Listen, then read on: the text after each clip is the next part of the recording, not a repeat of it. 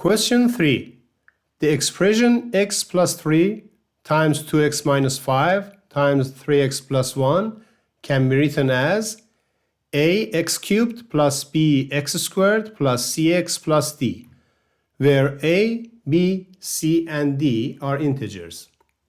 Find the values of a, b, c, and d.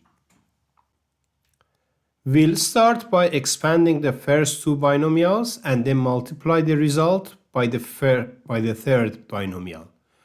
Expanding two binomials, the result will be x times 2x is 2x squared, x times negative 5 will be negative 5x, 3 times 2x will be positive 6x, and 3 times negative 5 will be negative 15. Now, we multiply this, first we simplify this and we will have 2x squared minus 5x plus 6x will be x minus 15 times 3x plus 1. Now we multiply these, the result by the third one. 2x squared times 3x will be 6x cubed. 2x squared times 1 will be 2x squared.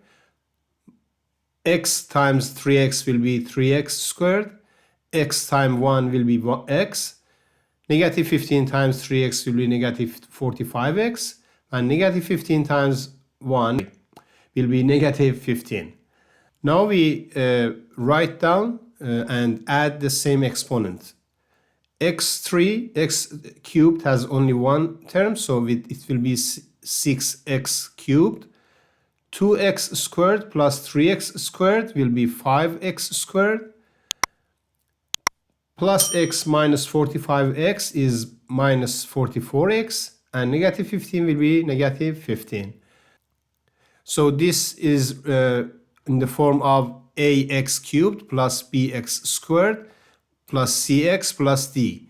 And the a is 6, b is 5, c is negative 44, and d is negative 15.